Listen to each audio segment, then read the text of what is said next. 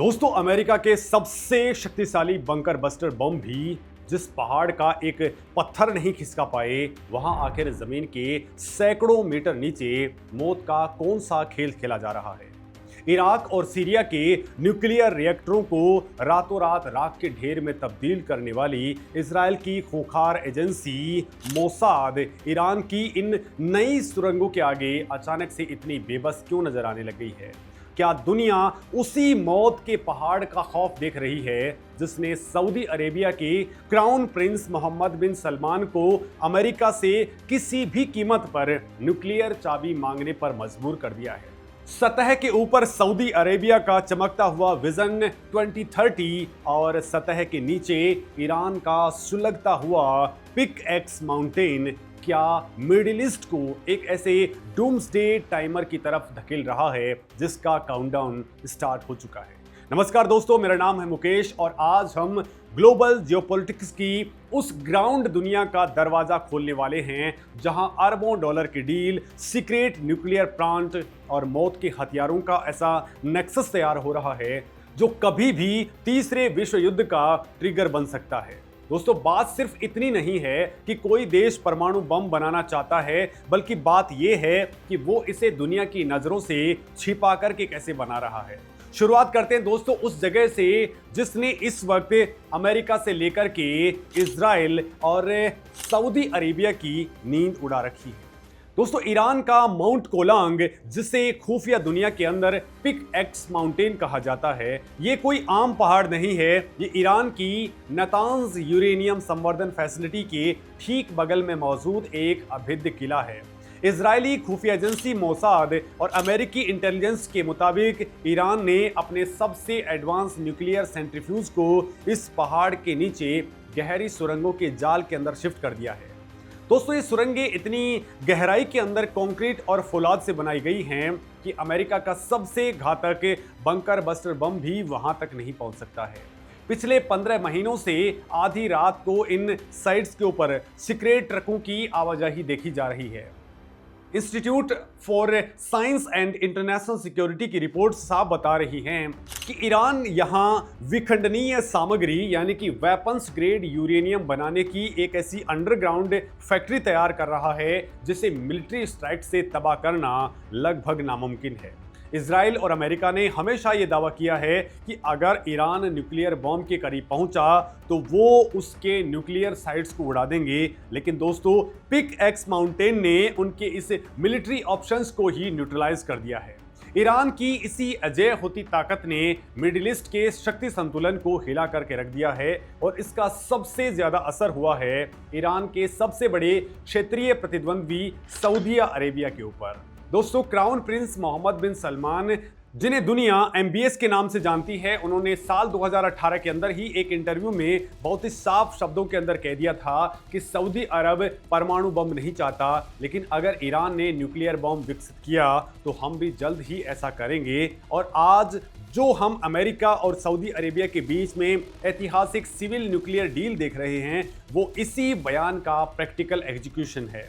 दोस्तों, सतह पर देखने में ये डील बहुत ही सीधी लगती है और कहा जा रहा है कि सऊदी अरेबिया अपनी इकोनॉमी को तेल से दूर ले जाने के लिए विजन 2030 के ऊपर काम कर रहा है। सऊदी अरेबिया के अंदर घरेलू बिजली और पानी को पीने लायक बनाने वाले डिसलिएशन प्रोजेक्ट के लिए भारी मात्रा में एनर्जी चाहिए। अभी सऊदी अरेबिया इसके लिए अपना ही कच्चा तेल जलाता है। थ्योरी ये भी कही जा रही है कि अगर सऊदी अरेबिया अमेरिका की मदद से न्यूक्लियर पावर प्लांट लगा लेगा तो वो घरेलू बिजली यूरेनियम से बनाएगा और अपना बेशकीमती तेल ग्लोबल मार्केट के अंदर बेच करके अथाह पैसा कमाएगा। दोस्तों, ये कहानी दुनिया को सुनाने के लिए बहुत अच्छी लगती है, लेकिन जियोपॉलिटिक्स के अंदर जो मंच पर दिखता है, असली कहानी उससे कोसों दूर पर्दे के पीछे लिखी जाती है। इस न्यूक्लियर डील का सबसे खतरनाक पेच है यूरेनियम एनरिचमेंट यानी कि यूरेनियम संवर्धन की इजाजत देना। दोस्तों, अमेरिका ने दशकों से मिडिल ईस्ट में किसी भी देश को न्यूक्लियर तकनीक देते समय गोल्ड स्टैंडर्ड्स लागू किया है। सेक्शन 123 के तहत गोल्ड स्टैंडर्ड का मतलब होता है तकनीक लेने वाले देश अपनी धरती पर यूरेनियम संवर्धन नहीं करेगा ताकि वो कभी बॉम्ब नहीं बना सके। लेकिन दोस्तों, सऊदी अरेबिया ने अमेरिका के सामने साफ शर्त रख दी है कि अगर उसे न्यूक्लियर डील चाहिए तो यूरेनियम एनरिचमेंट की क्षमता भी सऊदी के धरती के ऊपर ही डेवलप करनी होगी। अब दोस्तों आप सोचेंगे कि अमेरिका जैसा देश जो ईरान के एनरिचमेंट से इतना खौफ खाता है, वो सऊदी को इसकी चाबी क्यों सौंप रहा है? तो दोस्तों इसके पीछे अमेरिका की मजबूरी और एक बहुत बड़ा ग्लोबल पावर गेम छुपा हुआ है। अमेरिका जानता है कि यूरेनियम संवर्धन एक डुअल यूज टेक्नोलॉजी है। शांतिपूर्ण इस्तेमाल के लिए यानी कि बिजली बनाने के लिए यूरेनियम को केवल 3 से 5% तक ही संवर्धित करना होता है, लेकिन अगर उसी मशीन को, उसी सेंट्रीफ्यूज को थोड़ा और ज़्यादा देर तक चलाया जाए तो वही यूरेनियम 90% तक संवर्धित होकर के वेपन ग्रेड यूरेनियम बन जाता है, जिससे सीधा यूरेनियम बॉम्ब बनता है। दोस्तों अमेरिका ने सऊदी अरेबिया को यह छूट इसलिए दी है क्योंकि अमेरिका वॉशिंगटन के अंदर बैठ करके ग्लोबल चेस बोर्ड देख रहा है। अगर अमेरिका ये डील नहीं करता तो सऊदी अरेबिया के पास में 2 और रास्ते मौजूद थे, चाइना और रसिया का। और यहीं से इस कहानी का वो हिडन लेयर सामने आता है जिसने अमेरिका के नीति निर्माताओं के पसीने छुड़ा दिए। दोस्तों साल 2020 के अंदर अमेरिकी सैटेलाइट्स ने सऊदी अरेबिया के रेगिस्तानी इलाके अल उला के पास में एक बहुत ही रहस्यमयी गतिविधि देखी थी। खुफिया रिपोर्ट से पता चला कि चाइना की मदद से सऊदी अरेबिया ने वहां एक गुप्त फैसिलिटी तैयार कर ली है जहां प्राकृतिक यूरेनियम अयस्क से येलो केक निकाला जा रहा है। येलो केक यूरेनियम संवर्धन की दिशा के अंदर पहला और सबसे जरूरी कच्चा माल होता है। सऊदी अरेबिया ने इसके बारे में इंटरनेशनल एटॉमिक एनर्जी यानी कि IAEA को भी कोई साफ जानकारी नहीं दी, क्योंकि वो एक पुराने और कमजोर स्मॉल क्वांटिटीज प्रोटोकॉल का फायदा उठा रहा था। चाइना की इस एंट्री ने अमेरिका को ये खौफनाक मैसेज दे दिया कि अगर वॉशिंगटन ने सऊदी अरेबिया की शर्तें नहीं मानी तो चाइना बिना किसी मानवाधिकार या गोल्ड स्टैंडर्ड की शर्त के सऊदी अरेबिया को न्यूक्लियर सुपर पावर बना देगा। दोस्तों चाइना का ये एंगल सिर्फ येलो केक तक सीमित नहीं है। बम बनाने के लिए सिर्फ यूरेनियम नहीं चाहिए, बल्कि उस बम को दुश्मन के शहर तक गिराने वाला डिलीवरी सिस्टम यानी कि बैलिस्टिक मिसाइल भी चाहिए। सऊदी अरेबिया दुनिया के सामने कहता है कि उसका यूरेनियम प्रोग्राम शांतिपूर्ण है, लेकिन फिर भी उसने चाइना से सीक्रेट तरीके से DF3 और DF21 जैसे घातक बैलिस्टिक मिसाइलें क्यों खरीदी? बात सिर्फ खरीदने की नहीं है। 2021 की खुफिया अमेरिकी रिपोर्ट्स ने इस बात की पुष्टि की है कि चाइना अब सऊदी अरेबिया की धरती पर ही सॉलिड फ्यूल बैलिस्टिक मिसाइलों की सीक्रेट मैन्युफैक्चरिंग कर रहा है। इसका सीधा मतलब है कि सऊदी अरेबिया न्यूक्लियर हैजिंग की क्लासिकल स्ट्रेटेजी पर काम कर रहा है। वो चाइना की मदद से बॉम्ब का खोल यानी कि मिसाइलें तैयार कर रहा है और अमेरिका की मदद से सिविल न्यूक्लियर डील के नाम पर यूरेनियम संवर्धन का इंफ्रास्ट्रक्चर खड़ा कर रहा है। दोस्तों इसे जियोपॉलिटिक्स की भाषा में न्यूक्लियर लेटेंसी कहा जाता है। सऊदी अरब रातों रात बॉम्ब नहीं बनाएगा, बल्कि वो अपनी कैपेसिटी को उस दहलीज पर लाकर के खड़ा कर देगा जहां से बॉम्ब बनाने की दूरी महज कुछ हफ्तों या महीनों की रह जाएगी। जिस दिन ईरान ने अपना डूम्सडे बटन दबाया या न्यूक्लियर टेस्ट किया, सऊदी अरेबिया को सिर्फ अपने सेंट्रीफ्यूज की स्पीड बढ़ानी होगी और कुछ ही समय के अंदर मिडिल ईस्ट के अंदर एक नया न्यूक्लियर स्टेट पैदा हो जाएगा। लेकिन दोस्तों इस पूरे खेल के अंदर एक और किरदार है जिसके बिना सऊदी अरेबिया की न्यूक्लियर कहानी कभी पूरी नहीं हो सकती, और वो है पाकिस्तान। अब दोस्तों दुनिया सोचती है कि सऊदी अरेबिया अब पहली बार न्यूक्लियर स्टेट बनने जा रहा है, लेकिन दोस्तों क्या होगा अगर मैं आपसे कहूं कि सऊदी अरब शायद दशकों पहले ही अपना न्यूक्लियर इंश्योरेंस करवा चुका है। मई 1999 की उस रहस्यमयी रात को दोस्तों याद कीजिए। पाकिस्तान ने 1 साल पहले ही चगाई के अंदर अपने परमाणु परीक्षण किए थे। पूरी दुनिया ने पाकिस्तान के ऊपर कड़े सैंक्शंस लगा दिए थे और पाकिस्तानी अर्थव्यवस्था कोलैप्स होने की कगार पर थी। उस वक्त सऊदी अरेबिया ने रोजाना 50,000 बैरल मुफ्त तेल देकर के पाकिस्तान को डूबने से बचाया था। इसके ठीक 1 साल बाद में सऊदी अरब के तत्कालीन रक्षा मंत्री प्रिंस सुल्तान बिन अब्दुल अजीज ने पाकिस्तान का एक बेहद गोपनीय दौरा किया था।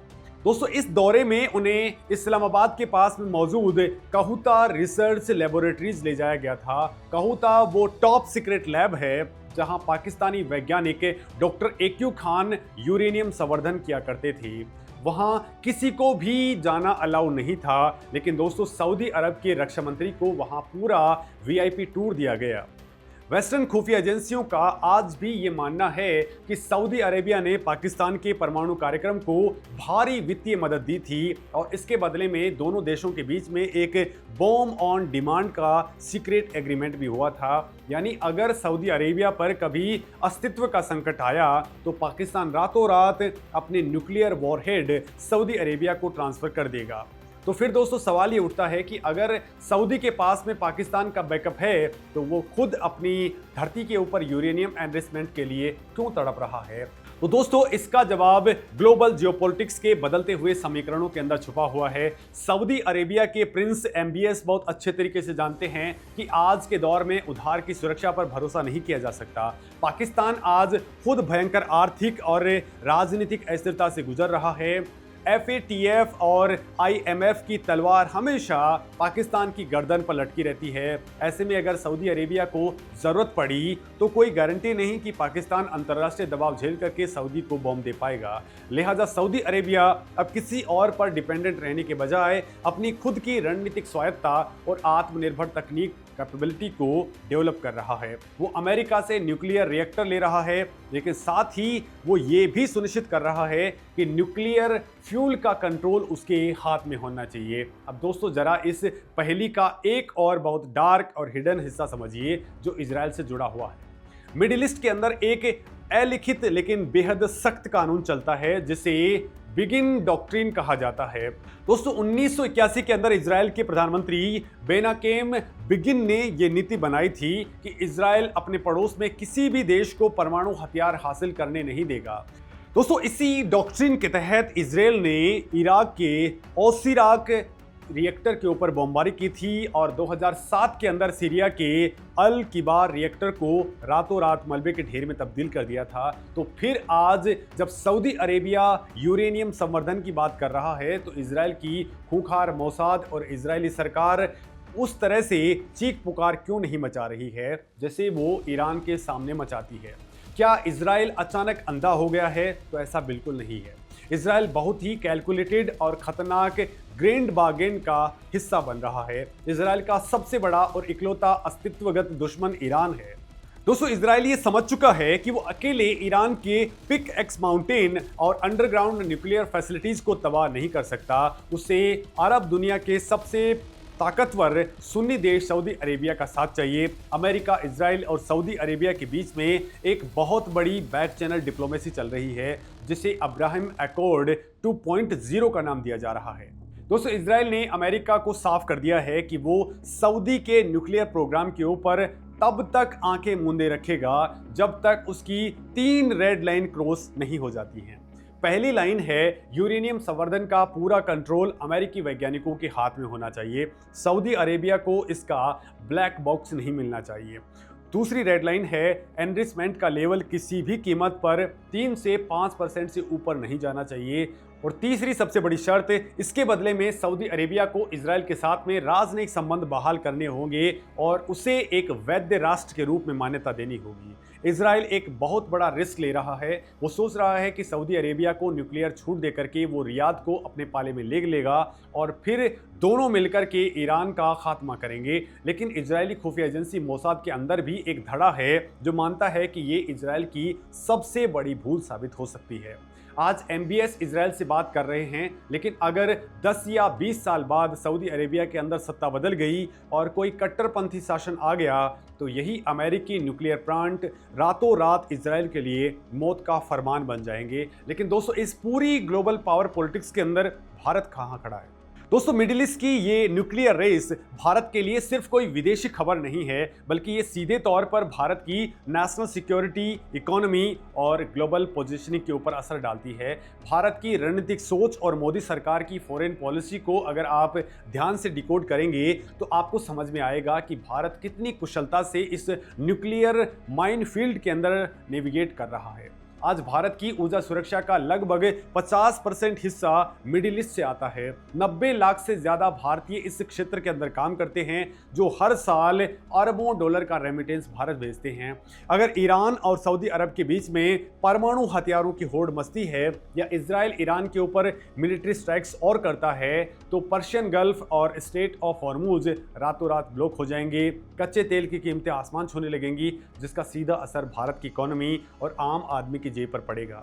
मोदी सरकार ने पिछले 10 सालों के अंदर मिडिल ईस्ट के अंदर जो स्ट्रेटेजिक ऑटोनोमी और डी हाइफिनेशन की पॉलिसी अपनाई है, वो दुनिया भर के थिंक टैंक्स के लिए एक केस स्टडी है। दोस्तों, एक तरफ भारत सऊदी अरब के साथ में डीप सिक्योरिटी और इकोनॉमिक पार्टनरशिप कर रहा है।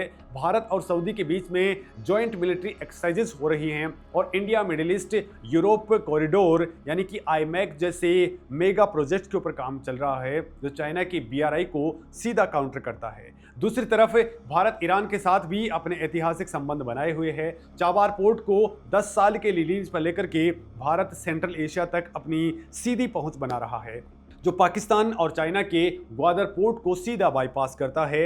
और दोस्तों, तीसरी तरफ भारत इजराइल के साथ में डिफेंस, एग्रीकल्चर और टेक्नोलॉजी का सबसे बड़ा पार्टनर है। दुनिया का कोई भी देश आज यरूशलेम, रियाद और तेहरान के साथ में एक ही समय पर इतने गहरे और भरोसेमंद संबंध नहीं रख पा रहा है। जब सऊदी अरेबिया न्यूक्लियर एनर्जी की तरफ बढ़ रहा है, तो भारत इसे सिर्फ एक खतरे के तौर पर नहीं बल्कि एक अवसर के तौर पर भी देख रहा है। भारत खुद एक न्यूक्लियर स्टेट है, जिसका न्यूक्लियर रिकॉर्ड दुनिया के अंदर सबसे बेदाग है। भारत का न्यूक्लियर सप्लायर्स ग्रुप यानी कि NSG से वेवर हासिल करना और सिविल न्यूक्लियर एग्रीमेंट करना इस बात का सबूत है कि दुनिया भारत की न्यूक्लियर जिम्मेदारी के ऊपर कितना भरोसा करती है। अगर कल को सऊदी अरेबिया का सिविल न्यूक्लियर प्रोग्राम आगे बढ़ता है, तो भारत अपने एक्सपर्टीज, न्यूक्लियर सेफ्टी मैकेनिज्म और स्किल्ड मैन पावर के जरिए सऊदी अरब को एक बड़ा पार्टनर बना सकता है। दोस्तों, भारत कभी भी किसी देश के वेपनाइजेशन को सपोर्ट नहीं करेगा, लेकिन शांतिपूर्ण ऊर्जा के क्षेत्र में भारत ग्लोबल साउथ का नेतृत्व करने की पूरी कैपेसिटी रखता है। मोदी सरकार की पॉलिसी बहुत स्पष्ट है। आज भारत किसी भी गुटबाजी का हिस्सा नहीं बनेगा, बल्कि वो अपने नेशनल इंटरेस्ट को सर्वोपरि रखते हुए एक स्टेबलाइजिंग फोर्स का काम करेगा। लेकिन तस्वीर का दूसरा पहलू बहुत ही खौफनाक है। बिना गोल्ड स्टैंडर्ड के सऊदी से अमेरिका की ये डील दरअसल अरबों डॉलर के लालच में लिखी गई बर्बादी की स्क्रिप्ट हो सकती है। दोस्तों, ट्रंप एडमिनिस्ट्रेशन के दौरान जो IP3 इंटरनेशनल का बैक चैनल ऑपरेशन चला था, उसने अमेरिकी कांग्रेस के कड़े नियमों को ताक पर रख करके कॉरपोरेट लालच में मिडिल ईस्ट को न्यूक्लियर तकनीक बेचने की जो लॉबिंग की थी, उसके परिणाम आज सामने आ रहे हैं। अगर सऊदी अरब को न्यूक्लियर संवर्धन की छूट मिल जाती है, तो डोमिनो इफेक्ट स्टार्ट हो जाएगा। मिस्र, तुर्की और UAE जैसे देश तुरंत अमेरिका और दुनिया से यही मांग करेंगे। तुर्की के राष्ट्रपति एर्दोगन पहले ही कई बार कह चुके हैं कि ये कैसे मुमकिन हो गया है कि कुछ देशों के पास में न्यूक्लियर बम हो और दूसरों के पास में नहीं। मिडिल ईस्ट जो पहले ही तानाशाही, आतंकवाद और ऐतिहासिक दुश्मनी का बारूद खाना है, अगर वहाँ न्यूक्लियर बमों की अंधी दौड़ शुरू हो गई, तो किसी भी छोटी सी चिंगारी या मिस कैलकुलेशन से पूरी दुनिया राख में बदल सकती है। ये सिर्फ सरकारों के सोचने का विषय नहीं है, ये एक आम दर्शक को भी समझना होगा। जब सऊदी अरब विजन 2030 की बात करता है, नियोम जैसे फ्यूचरिस्टिक शहर बनाता है, तो वो दुनिया को ये दिखाना चाहता है कि वो तेल पर डिपेंडेंसी खत्म कर रहा है। लेकिन असली विजन ये है कि सऊदी अरब अपनी जियोपॉलिटिकल प्रासंगिकता को जिंदा रखना चाहता है। अमेरिका का फोकस अब मिडिल ईस्ट से हट करके इंडो पैसिफिक और चाइना की तरफ शिफ्ट हो रहा है। सऊदी अरब को डर है कि अगर अमेरिका ने मिडिल ईस्ट से अपनी मिलिट्री हटा ली, तो वो ईरान की मिसाइलों के सामने नंगा हो जाएगा। लिहाजा सऊदी अरेबिया अमेरिका को ब्लैकमेल कर रहा है कि या तो हमें अपनी सुरक्षा छतरी के नीचे रखो और न्यूक्लियर तकनीक दो, वरना हम चाइना के पाले में चले जाएंगे। दोस्तों, चाइना मिडिल ईस्ट के अंदर हथियारों और न्यूक्लियर तकनीक का जो जाल बिछा रहा है, वो अमेरिका के ग्लोबल आधिपत्य को सीधे तौर पर चुनौती दे रहा है। अब दोस्तों, इस पूरी कहानी के क्लाइमेक्स को समझिए। जो बात नॉर्मल न्यूज से मिस हो जा रही है, वो ये है कि परमाणु बम का असली इस्तेमाल उसे फोड़ना नहीं होता, बल्कि उसे अपने बेसमेंट में रखना होता है। इसे डेटरेंस कहा जाता है। ईरान भी यही चाहता है और सऊदी अरब भी यही चाहता है। दोनों देश जानते हैं कि न्यूक्लियर बम का इस्तेमाल म्यूचुअली एश्योर्ड डिस्ट्रक्शन यानी कि दोनों की तबाही लाएगा। लेकिन दोनों देशों को ये बम इसलिए चाहिए ताकि दूसरा उन पर हावी ना हो जाए। अमेरिका इस वक्त एक बहुत ही पतली रस्सी के ऊपर चल रहा है। वो सऊदी को इतना ताकतवर बनाना चाहता है कि वो ईरान को काउंटर कर सके, लेकिन इतना ताकतवर नहीं बना रहा कि वो इजराइल या फिर खुद अमेरिका के लिए ही खतरा बन जाए। अब दोस्तों, आप इस पूरे मामले पर क्या कुछ सोचते हैं? कमेंट करके अपनी बात जरूर रखें। नमस्कार दोस्तों।